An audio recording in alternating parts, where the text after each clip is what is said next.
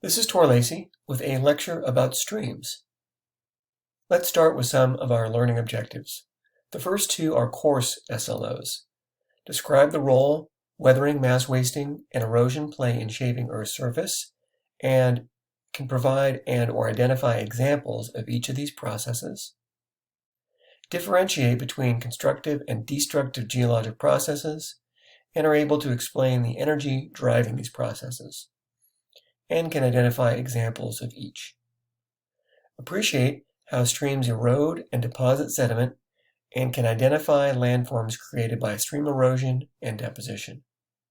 Be able to compare and contrast the physical characteristics of each of the three types of stream channels, and be able to name where each stream occurs along a typical stream profile. Let's consider streams in terms of their place in the water cycle. Most of Earth's water is contained in oceans. From there, water evaporates, condenses to make clouds, which yield precipitation.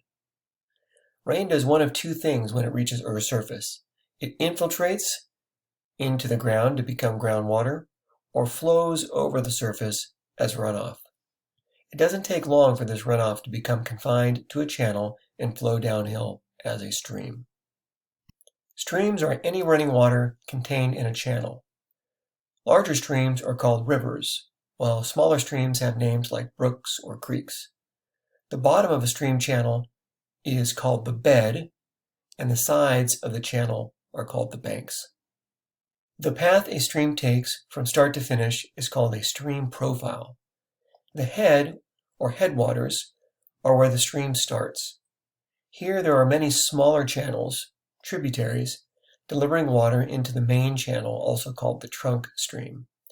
As the stream flows out of the mountains, its gradient or slope decreases, causing the stream to slow and become more curvy or sinuous.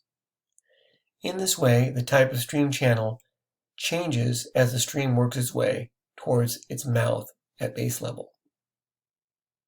The profile can be roughly broken down into three zones: the zone of erosion, the zone of transportation, and the zone of deposition. Streams are the most important shapers of the landscape. This is done through erosion and deposition. The geologically destructive process of erosion happens because streams are transporting sediment, allowing them to do abrasion, which removes rock from the land over which they flow. Think of them as conveyor belts of sandpaper, cutting down into the rock in their path. All the rock that streams pick up and transport eventually is dropped off through the process of deposition. Think of this as the opposite of erosion. Deposition happens wherever there is a decrease in velocity and the stream loses kinetic energy. The process of depositing sediment is geologically constructive in that the accumulation of sediment, called alluvium, builds up landforms over time. Once a stream reaches its mouth at base level, it stops flowing, meaning erosion stops, and deposition must happen. The ultimate base level for most major rivers is the ocean. As a stream flows along its profile, the shape and geologic work of the stream will change, resulting in three different types of stream channels: straight, braided, and meandering. Let's explore each further. While no stream channel is ever truly straight, straight channel streams are the least sinuous. They are typically found in the mountains near the head of the stream profile, where gradients are the steepest, and they flow with the greatest kinetic energy. This results in downward erosion, called downcutting, and the development of steep-sided, V-shaped valleys and bedrock stream beds. Hence, these are also called bedrock channel streams. If sediment is deposited, it will be immature, heterogeneous, coarse in size, and angular. Here's how a straight stream may look on a topographic map. When streams are depositing more alluvium than eroding bedrock, they are referred to as alluvial stream channels, because the stream bed is covered in alluvium. One type of alluvial channel stream is a braided stream. Braided streams typically form where the discharge of the stream is too low to transport its load of sediment. This can happen near the toe of a glacier, where the stream is overloaded with glacial sediment, or near the base of a mountain, where the gradient of the stream abruptly decreases, causing a loss in kinetic energy and prompting the deposition of piles of sand to gravel-sized alluvium known as bars.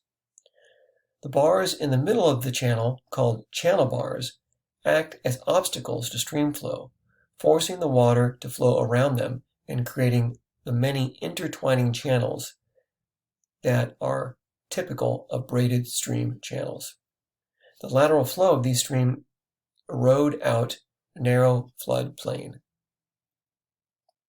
When streams are depositing more alluvium than eroding bedrock, they are referred to as alluvial stream channels because the stream bed is covered in alluvium.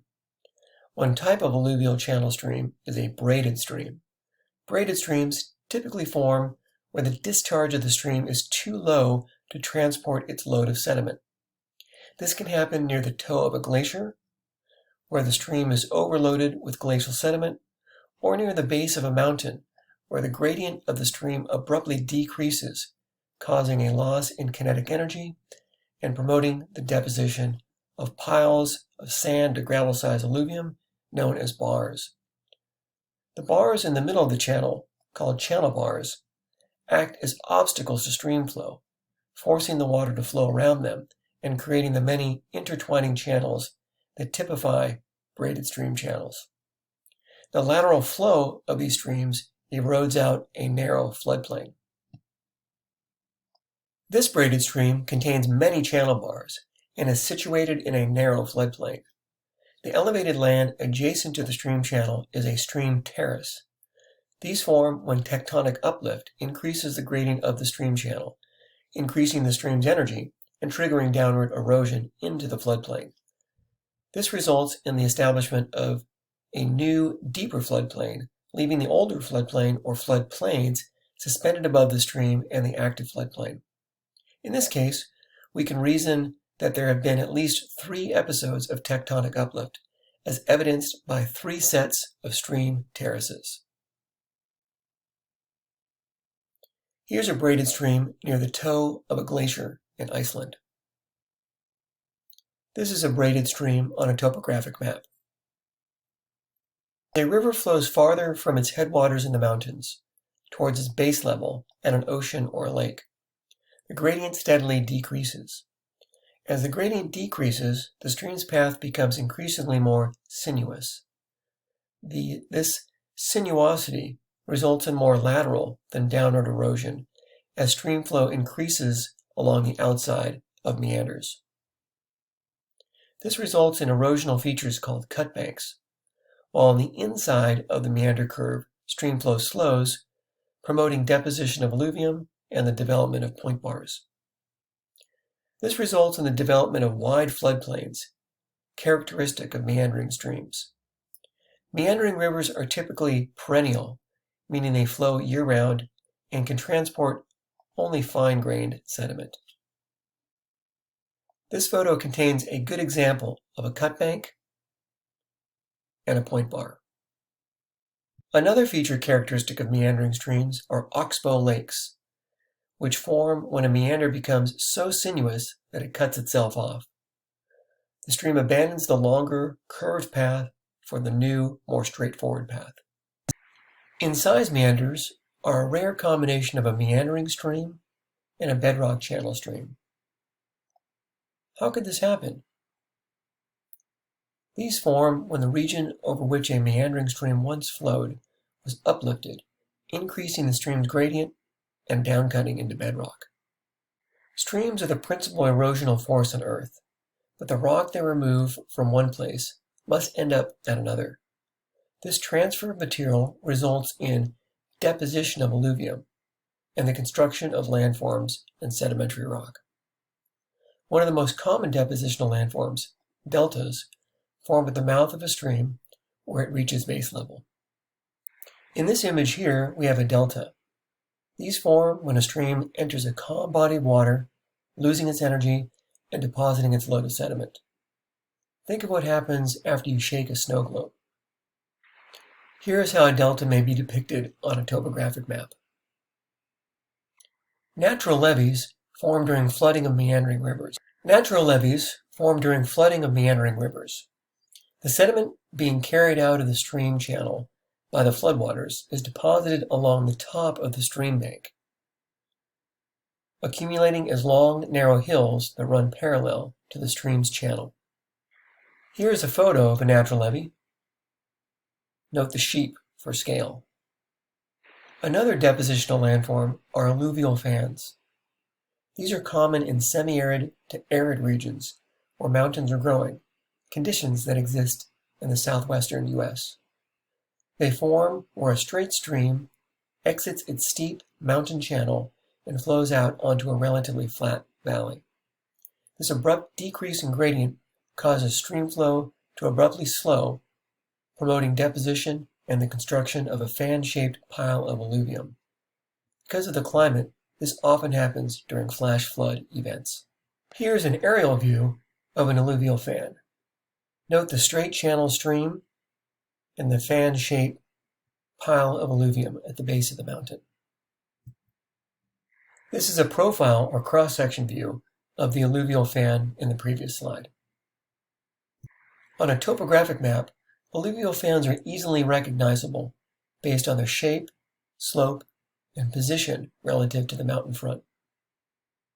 This is the end of this discussion about the geologic work of streams, different stream channels, and common stream-related landforms. Thank you for listening.